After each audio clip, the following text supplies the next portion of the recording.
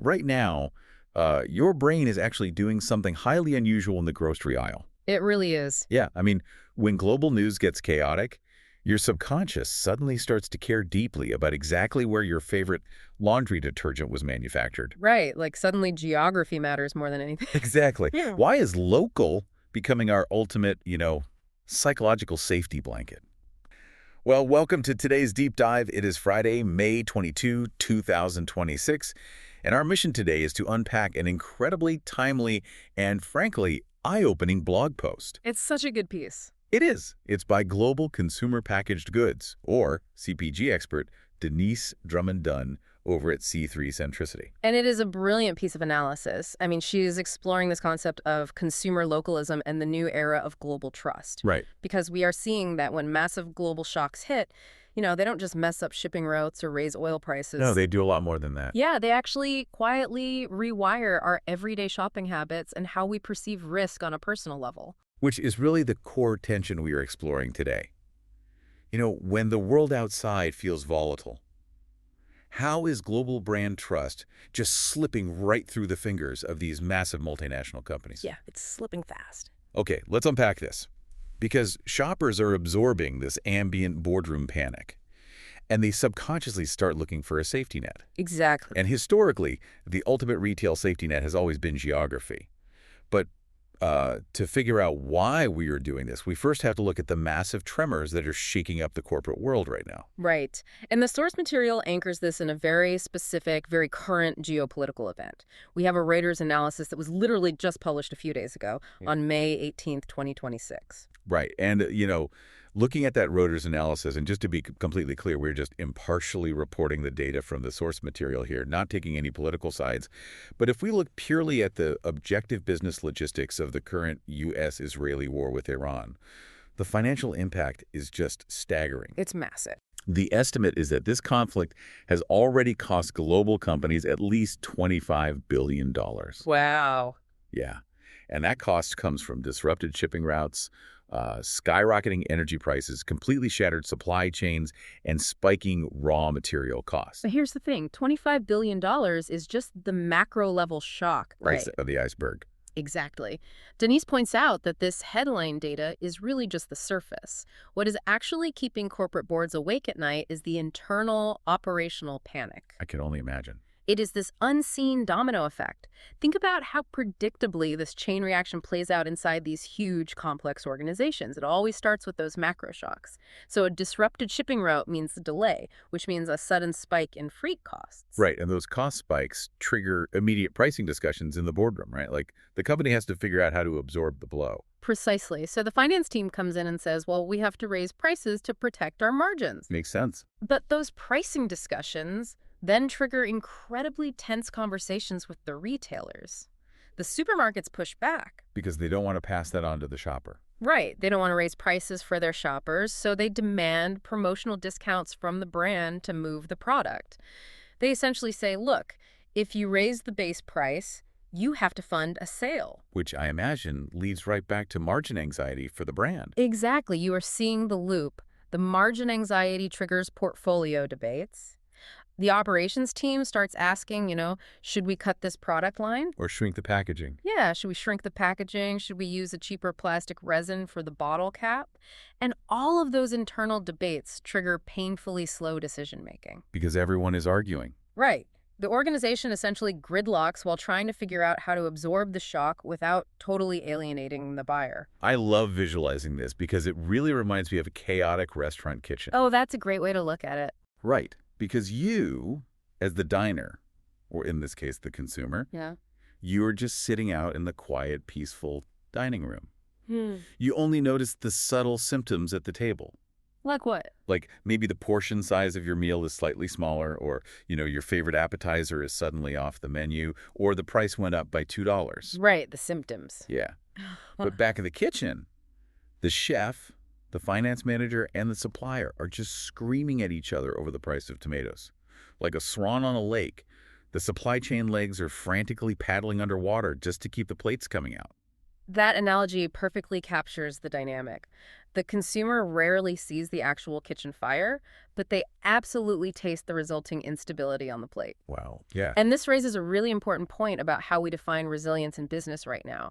For a long time in the CPG world, resilience was just purely an operations metric. Like supply chain stuff? Yeah, it was about dual sourcing materials or optimizing logistics routes so the factory never ever shuts down. But Denyse argues that is completely useless if the shopper doesn't actually feel it right. Exactly.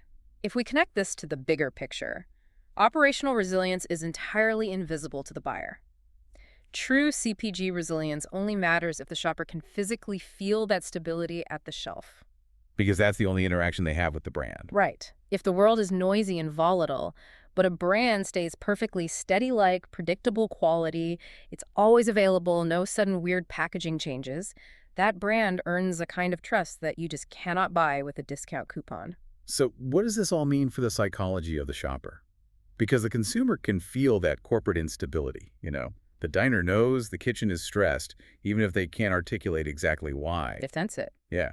And according to the research in the deep dive, their psychological response to that ambient anxiety is to instantly narrow their circles of trust. The data on this retreat is really striking. Edelman's 2026 Trust Barometer actually calls this a crisis of insularity. A crisis of insularity. That's a strong phrase. It is. It means people are retreating toward familiar, close-knit circles as anxiety and tension rise globally. The numbers from the sources really jumped out at me here. McKinsey's State of the Consumer report showed that by May of 2025, 42% of survey respondents in Europe reported a worse or somewhat worse perception of American brands compared to just the beginning of that very same year. In just a few months. Yeah, 42%. But I had to push back here for a second. Okay, go for it. Let's take a hypothetical product. Let's call it Ocean Fresh dish soap. Say it's an American brand sold in Europe.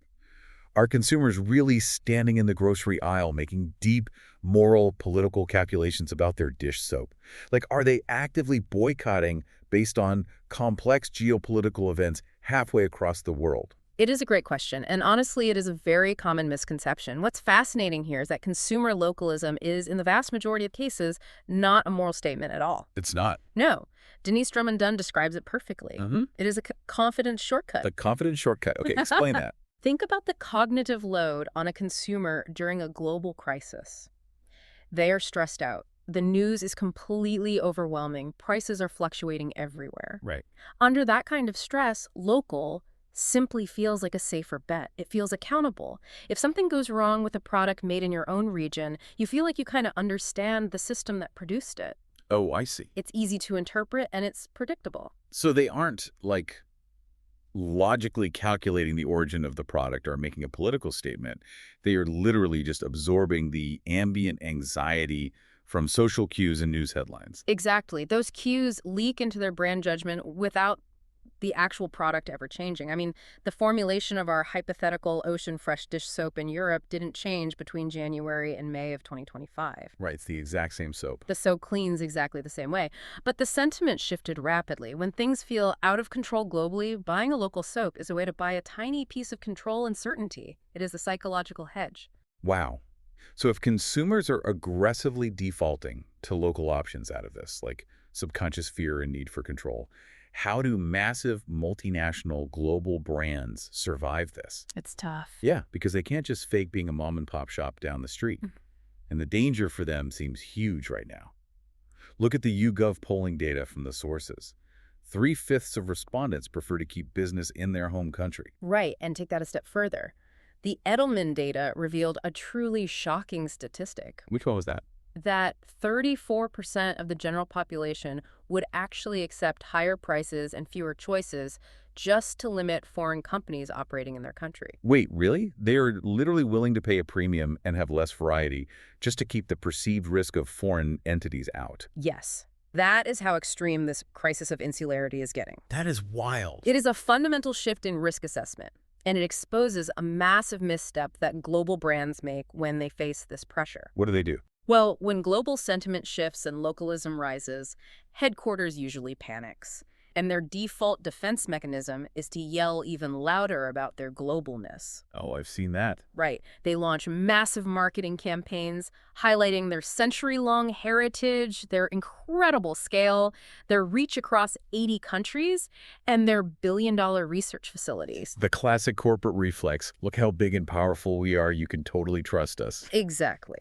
But a stressed consumer does not care about your global scale. If anything, that scale makes you feel more abstract, more distant, and way less accountable to their specific local reality. Oh, that makes sense. Yeah, a billion-dollar research facility doesn't make a shopper feel safe. It makes the brand feel untouchable and foreign. So the solution Denyse proposes is something called local fluency. Yes, local fluency. And this is not about pretending to be small or, faking a local origin story.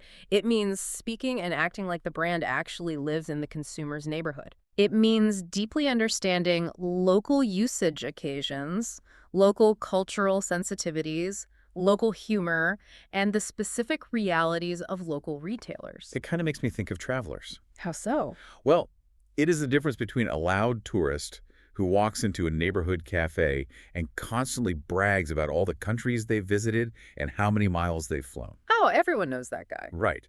Versus a visitor who uses their extensive travel experience to just quietly know exactly how to order the coffee at that specific neighborhood spot, respecting the local customs. That is a brilliant analogy. The loud tourist wants you to be impressed by their scale, but the fluent visitor uses their worldly experience to connect on your level. That is a beautiful way to frame it. Global scale only wins when it is translated into a local benefit. Okay, right. Let's go back to our hypothetical ocean fresh dish soap. If your massive global supply chain allows you to have the most transparent, ethically sourced ingredients in the world, or, ensures that your bottle cap never ever leaks, that is a local benefit. Because it impacts my kitchen. Exactly. The consumer experiences that massive global scale as local reliability. They don't care about the supply chain. They care that the soap works every single time. But scale celebrated just for the sake of scale, that just alienates the anxious shopper. So we know local fluency is the goal here, but how does a company actually execute this today? It takes work. Especially if you are, say, a mid-level manager sitting right at the intersection of these massive brand portfolios, the demanding retailers and the anxious consumers.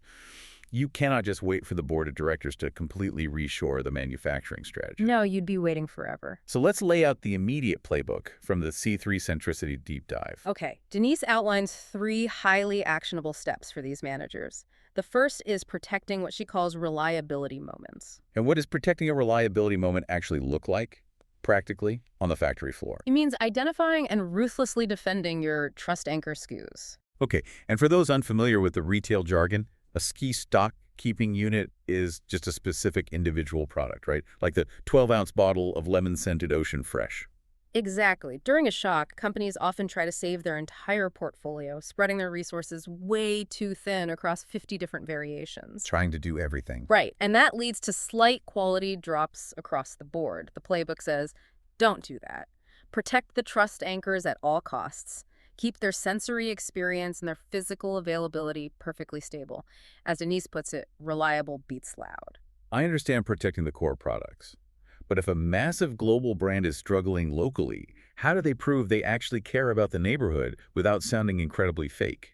What is the next lever they pull? Step 2 is establishing local proof. And again, this isn't faking a local origin. It is showing accountability close to home. So things like highlighting local reviews or maybe partnering with local community retailers. Yes, exactly. And even more importantly, having highly visible local customer service recovery. Oh, interesting. If something goes wrong with a purchase, the consumer needs to know there is a local entity accountable to fix it, not just a nameless, automated inbox on another continent. That builds a lot of trust. It does. When a consumer sees themselves and their community reflected in the brand experience, whether through local sourcing partnerships or responsive regional support, the perceived risk just plummets. They feel heard. Okay, so we've protected the core products and we've established local accountability. What about the actual shopping experience? How do we reduce that cognitive load we talked about earlier? That brings us to step 3, simplifying choice.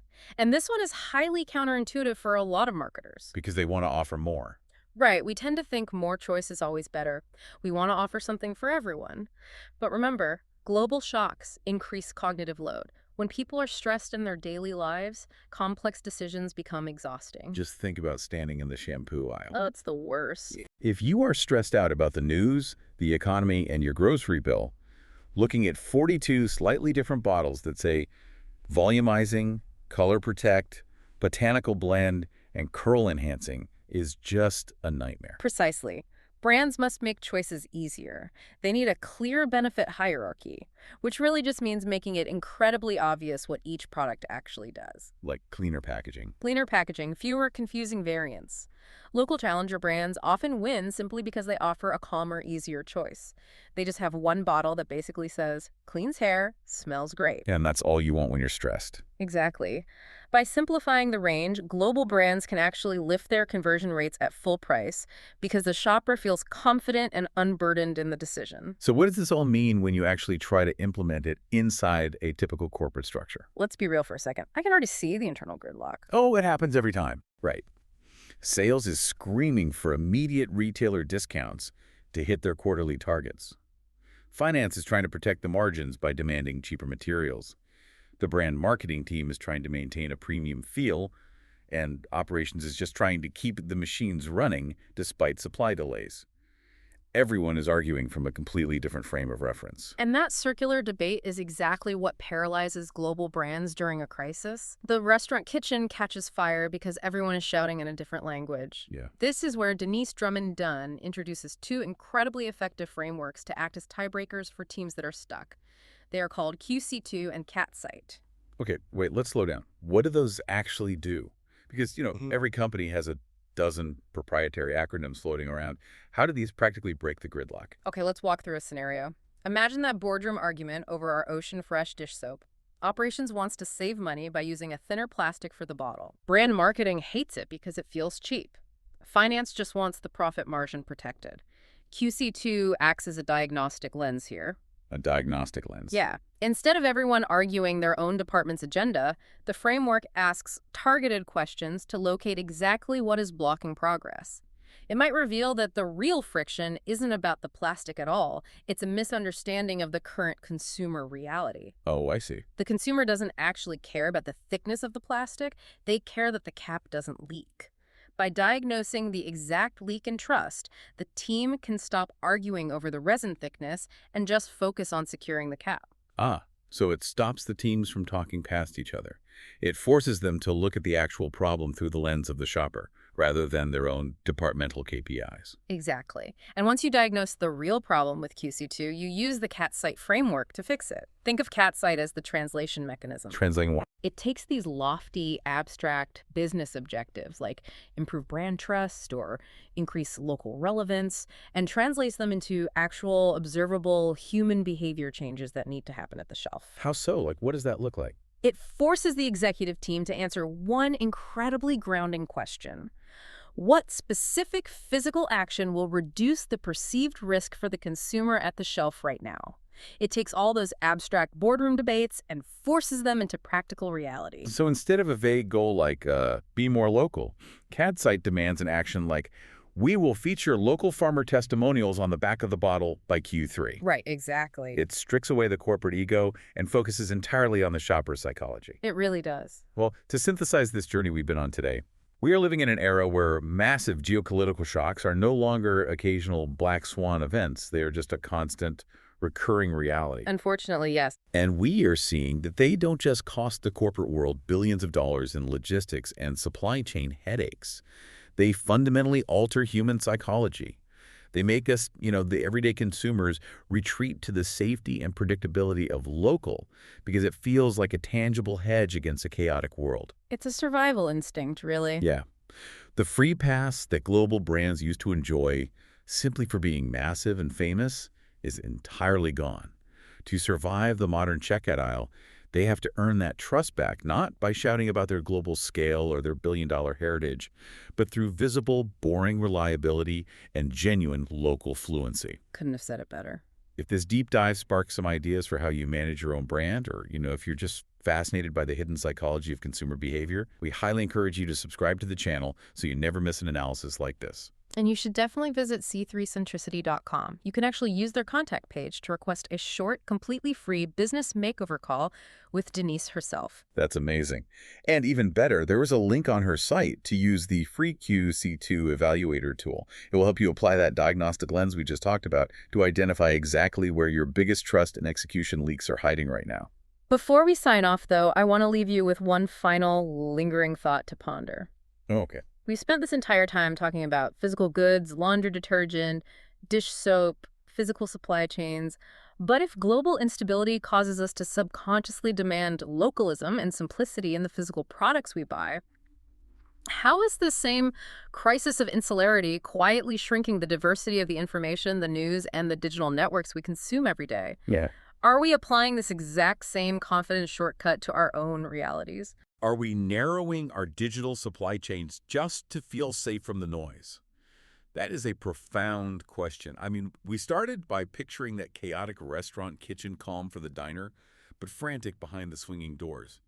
Maybe it's time we all take a closer look at the environments we're operating in, both in the grocery aisle and in our own minds. Thank you so much for joining us on this deep dive. We will see you next time.